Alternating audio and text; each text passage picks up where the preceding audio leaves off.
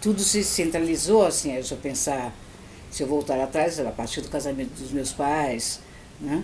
Em volta de as grandes mudanças em função da vida do meu pai. Né? Uma família grande, né? Que tem uma história de... Somos 5 filhos, mais uma filha adotiva, que já veio quando já tínhamos 5.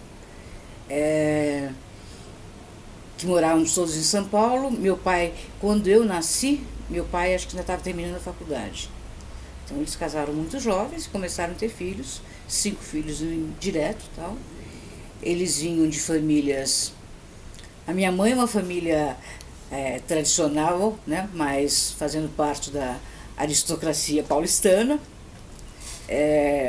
porém uma aristocracia que nunca teve dinheiro, né, daí toda a postura e tal, mas que trabalhava muito. Uma história de mulheres muito fortes ao longo da história, que se eu vou lá atrás, vou encontrar, tem histórias de que minha tataravó foi uma das mulheres que o marido morreu e ela casou com o irmão do marido. História de mulheres muito fortes. Eu vou reencontrando as histórias das mulheres, das famílias. O mesmo minha avó e todas as minhas tias, que tinham toda essa coisa de formação em casa, de que todas tinham que tocar um instrumento, todas que fizeram a escola normal, que é o que devia ser na época, né? Mas todas trabalhavam. Todas iam com as suas charretes para os lugares que eram nominados, trabalhar, dar aula com professoras. Trabalharam como professoras, todas elas. Então tinha uma coisa onde o trabalho não estava separado. Meu pai era um playboy, né? Corria com Ciro Cádiz no autódromo, né? Tinha uma baratinha amarela, né? Então ele era o filho de um cara de classe social, que era minha classe, não sei se na época eu diria classe média, meu avô classe média alta, tal, que tinha condições de dar isso para um filho. Era nadador, né? Nadava na época, chegou a nadar no Tietê, mas depois foi nadador do Pinheiros e campeão pelo Pinheiros muitos anos.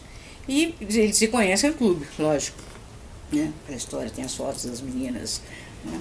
E se conhecem no clube e ele tem essa história com, né, de corredor, tal, arquiteto, e daí se forma e tem um bando de filhos e a vida muda radicalmente.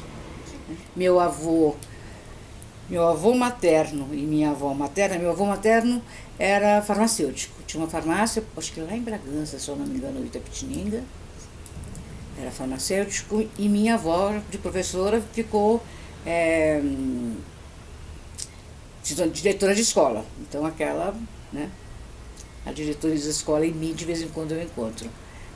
Ao mesmo tempo com os traços indígenas, né, porque, queira ou não, dos portugueses, misturas com holandeses e com franceses, né, então tem todo um hibridismo aí que não dá para negar, né, de vez em quando, mesmo os traços indígenas e mesmo uma história divertida, que era o marido da Marquesa de Santos, era parente da família lá atrás. Né? Então ele era o famoso cornudo. Né? Tanto que eu tenho coisas dela porque os avós tinham essa ligação. Meu avô tinha ligação com Dom Pedro, porque ele era também, como chama? Essa coisa da sociedade secreta dos homens. Maçom. E Dom Pedro também era maçom, então ele tem uma carta de Dom Pedro para ele. Tem umas coisas assim, que na história não sei onde foi ficando, mas que essas histórias permearam a vida durante um certo tempo, que a gente achava tudo isso muito divertido, né? Até meu avô dar de presente para minha avó, porque os dois eram Furquim de Campos. Eles não eram primo irmãos, mas eles eram da mesma família, tem essa coisa, né? E meu avô, um doce de pessoa, eu lembro que quando teve, eu sei que no espólio da Marquesa, né, dos Santos, ele conseguiu achar uma escrivaninha, que hoje é minha, cheia de segredos, tal, que foi dela. Então tem essa tripe, entendeu? Né? É uma tripe com as coisas, daí as coisas que eu tenho na minha casa, daí casa com um arquiteto, né? Meu pai é um apaixonado pelo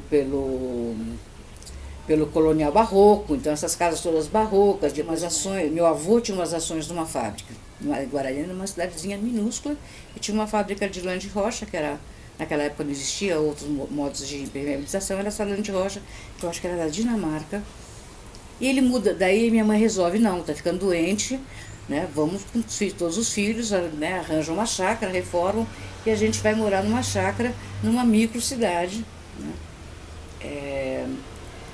E meu pai vai trabalhar na fábrica, então a vida da gente muda e ao mesmo tempo enriquece fantasticamente, né? Porque a gente vai estudar todos num grupo escolar, então aí você passa a ter convivência com todos os tipos de. Todos os meus amigos iam desde a filha do prefeito, que era uma classe média, até a menina que morava um pouco mais distante e que a casa dela era de um fogão de lenha, era o único fogão, né? Não era porque era charmoso, o chão era vermelho de cimento porque era a única possibilidade que tinha, e eu convivia com pessoas de todas as classes sociais, e essa diferença, além do incômodo que era, que eu acho que daí eu vejo a questão política presente e tal, ou a indignação com a diferença social, que era, a gente morava numa chácara, mas vizinho a ela tinha um sapateiro com um monte de várias crianças.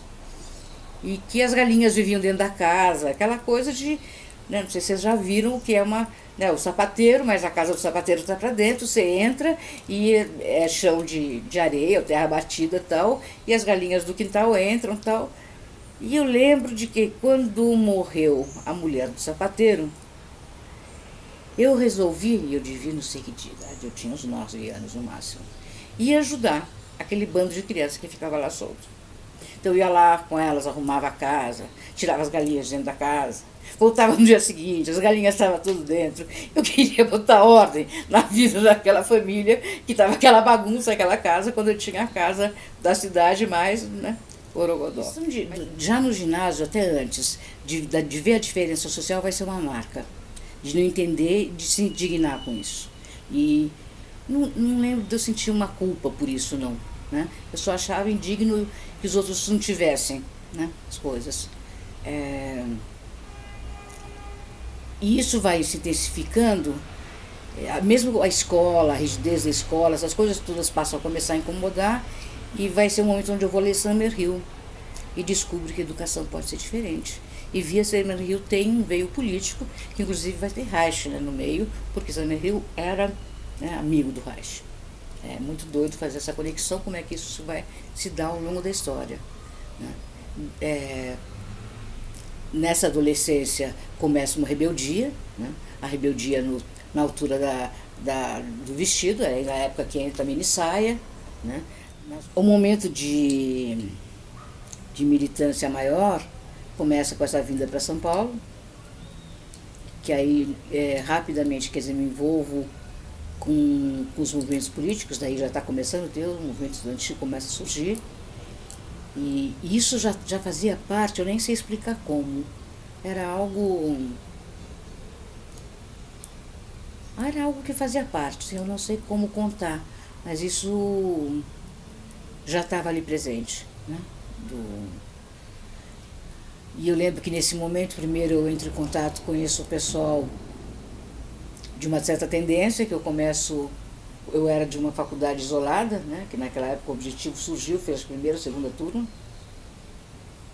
que eu entrei porque eu não prestei exame para a USP nem para nada, porque eu tinha já organizado uma viagem para a Bahia, não ia deixar de ir para a Bahia. Então eu entrei no meio do ano. E meus pais permitiram também. Tá, tudo bem, vai para a Bahia, faz como é que chama os exames lá? Isso no início da faculdade, já com um movimento político e com todas as contradições que eu carrego em mim. Quer dizer, eu fazendo reunião política escondido, participando dos primeiros grupos com que eu trabalhava, morando num prédio neoclássico, né, desses um prédio neoclássico com toda a honra e tal. A gente fazia as reuniões na sala de criança, nos móvelzinhos pequenos, e militando e fugindo da polícia, daí já no enfrentamento mesmo, né? Daí de um determinado momento eu entro numa determinada tendência, e a daí a militância é muito maior, porque daí a militância se faz numa escola isolada, que era a que eu estava, e as quantidades de reuniões e grupos de estudos que se faziam. Né? E mesmo todas as manifestações, né? Que não tinha como não ir. Né? E se você era conhecido, né, no meu caso, como você era conhecido, como você era até bom aluno, a repressão era complicada, entendeu? era dentro da escola. Eu participava, né, na época aquilo era no DA ainda, a ideia era transformar em CA, tá, quando estava estudantil, mas era uma vida extremamente intensa e a gente acreditava que a revolução ia ser amanhã, ainda mais porque a repressão era tão alta que a gente dizia que deve ser tão importante assim, né? E isso vai, meus pais acabam descobrindo, vai ser um terror, né, no meu nível de envolvimento.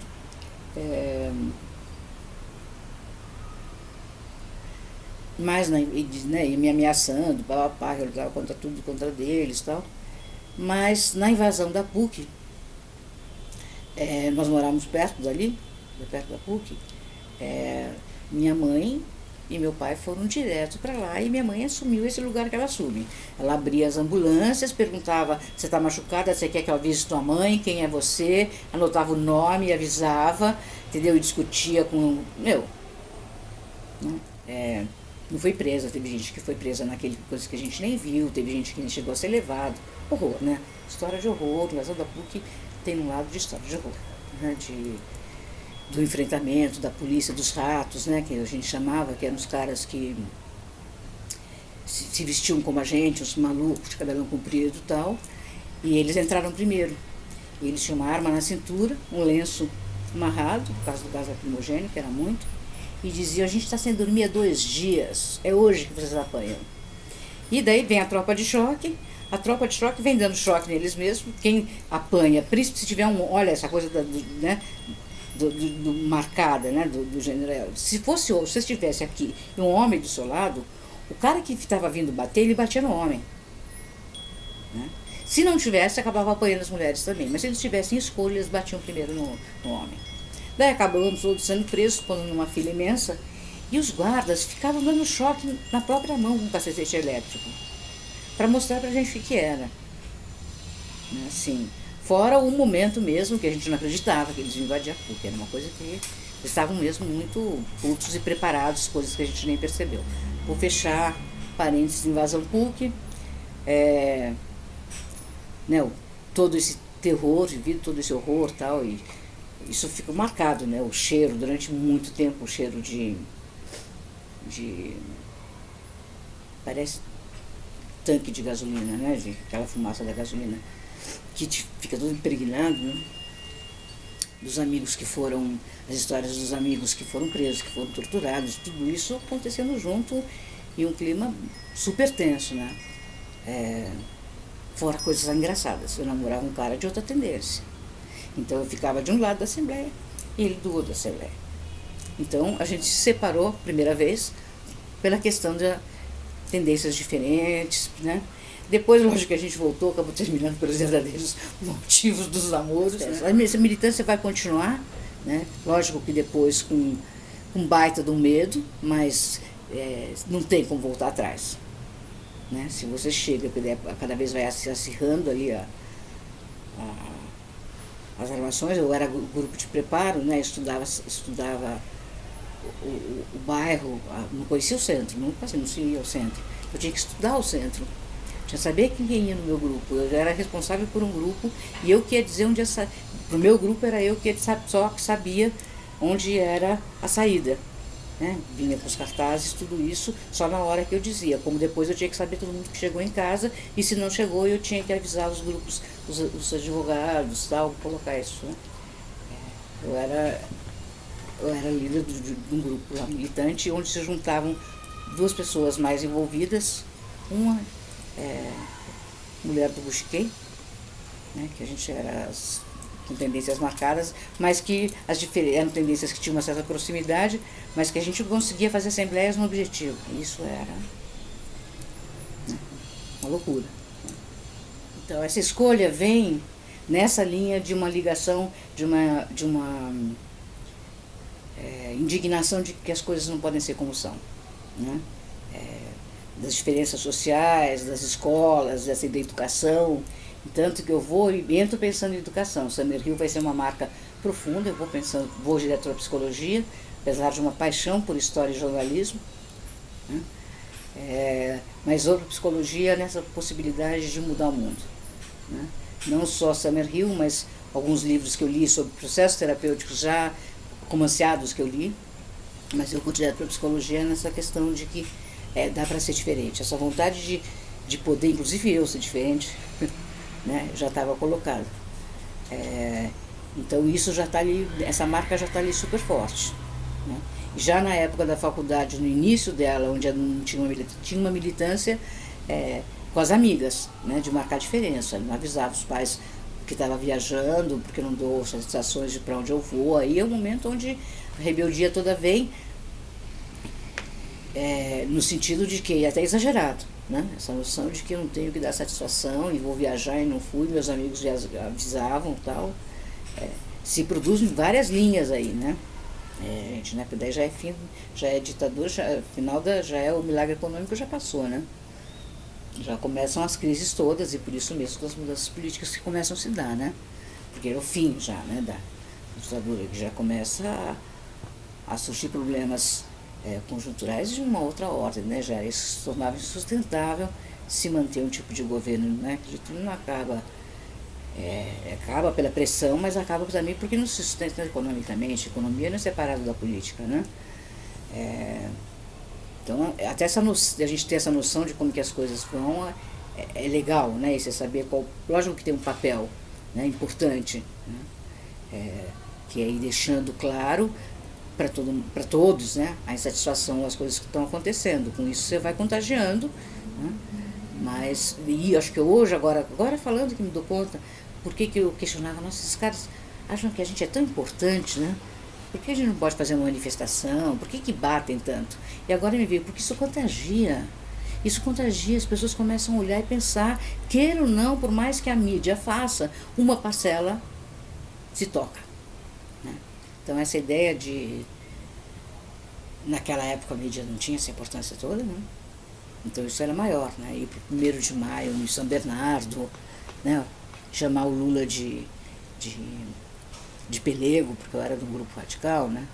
Não que eu acho que, sei lá, gosto, teve seus momentos, mas teve sua importância histórica, não nego, até hoje e tal, mas sempre tive minhas restrições pelas minhas visões, né? Militei pelo voto nulo, então foi lá, votar foi uma coisa, né? Votar nesses partidos, nesse modo de democracia sempre foi uma coisa complicada, fazer essas escolhas. Mas esse movimento continuou e quando eu me formei, eu fui para o movimento dos professores, porque eu comecei a dar aula em colégio do Estado. Né? E era muito interessante, porque eu dava uma matéria que não tinha nome, nem lembro qual era, então eu podia dar o que eu queria. Então eu dava muita coisa de consciência corporal, porque eu já era metida com isso, gostava de fazia Maria Duschenes, vinha uma outra da Argentina, não lembro, e fazia coisas de consciência corporal com música. Então, Gestalt, eu fazia terapia em Gestalt, comecei a estudar Gestalt, então trabalhava isso com os alunos, relaxamento e discussão de temas. Então, dar aula era um grande barato. Então, daí, nessa época, eu militei no movimento dos professores, que daí começou as greves dos professores, fazer panfletagem na periferia, me meti em grandes frias, porque eu não tinha carro, mal sabia dirigir, e às vezes eu era da segurança e ficava no carro. A primeira vez que a polícia apareceu, eu fugi, voltei, lógico, mas a primeira reação foi fugir. E depois, quando estava realmente numa situação de perigo, eu lembro que lá perto da estrada da Raposo Tavares, numa escola na periferia, em que a gente estava fazendo panfletagem e de repente o pessoal vê uma luz vindo na estrada, né, porque a estrada ali em cima. Daí eu falei, gente, ambulância, que é isso? Né, relaxa. Assim, daí eu dirigindo por aqueles lugares, totalmente fugindo, porque não era ambulância, lógico. Mas tinha um lado divertido que eu contou, mas tinha toda uma intensidade, né, e com muito medo, mas onde você não deixava de fazer. Tinha isso que é uma atitude com a vida, eu acho. Você pode ter medo, pode ter questões, pode ter questionamentos, pode ter dúvidas, pode vir seus medos, né, os vários que te habitam, né? O aristocrata, o burguês, o sei lá o que, a mulherzinha, o medroso, até o fascista, se a gente não tomar cuidado. mas tem algo de que você faz escolhas, né, numa atitude ali, não tem jeito. Ainda mais com... E tem um lado que eu acho que eu defendo muito, defendo não, que hoje eu posso reconhecer, que é o estofo que meus pais deram.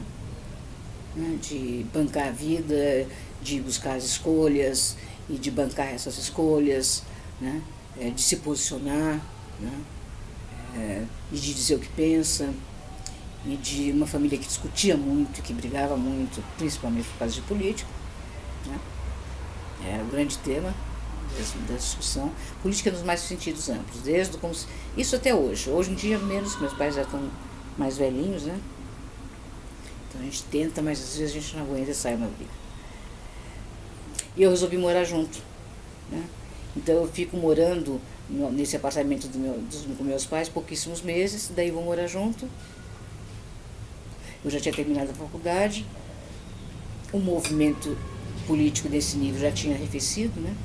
Bastante, mas aí era um movimento mais via faculdade, né? Trabalhava nas favelas, fazia trabalho de pesquisa, trabalhava em educação com crianças, já desenvolvendo projetos nessa área mais social, né? Isso vai caminhando por esse caminho, vai indo por esse caminho. Tanto que a escolha por educação, na época o que eu lia e o que eu estudava, era ir, tinha negação da escola, então eu vou fazer, começo a estudar Reich na época da faculdade, coisa que não tinha, os livros eram importados, né, eram da Espanha, eu acho. E estudava em grupo, com o Sandor, com alguns, né, fazia os grupos de estudos, ou a parte prática depois você na PUC. Você começa a criar grupos paralelos, essa coisa, sabe? Estava na faculdade, não tinha isso, então vou criar um grupo de estudo com alguém que possa me ensinar isso que eu também quero saber. Começo o corporal ali com o Sandor, com um grupo de estudos, né? Com todos os setores da clínica, a construção desse projeto comum, onde a gente romperia essas barreiras das diferentes formações e trabalharia juntos com a equipe clínica e tal. Foi incrível, fantástico, né? Uma experiência daí maravilhosa de militância ali, mas daí já dando, depois eu termino o curso, já começo a dar aula, né? Então daí eu vou participar junto com a diretoria como representante dos professores, da coordenação de grupos de professores, né?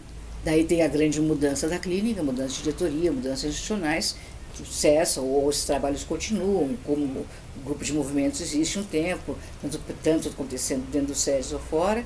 E daí 20 anos de SEDES, eu passo por mais vários lugares, como professora, depois como coordenadora, supervisora, onde eu fiquei mais de 20 anos. E o curso acabou, foi assim uma perda mortal, né? A senhora que tentou de todas as maneiras dar continuidade. Num certo momento a instituição não bancou mais, ela bancou, né? Isso é uma perda que acho que faz parte das minhas perdas que ainda estão sendo elaboradas, né? Os lutos que estão sendo, porque era um lugar de pertença e de militância total, né? Daí eu vou fazer, já nessa época eu termino o SEDES, eu vou fazer bioenergética também, onde eu depois vou virar professora também, que eu não entendia porque que me chamavam para lá, porque essa coisa de dizer que a Zeneide pensa, né? Aí a gente sente, era separado, né? Então, bem, precisavam de que também pensasse, ou, mas sabe da minha postura política, do mesmo jeito que eu vejo o Reich, o Lowen, como é que eu penso a clínica, né?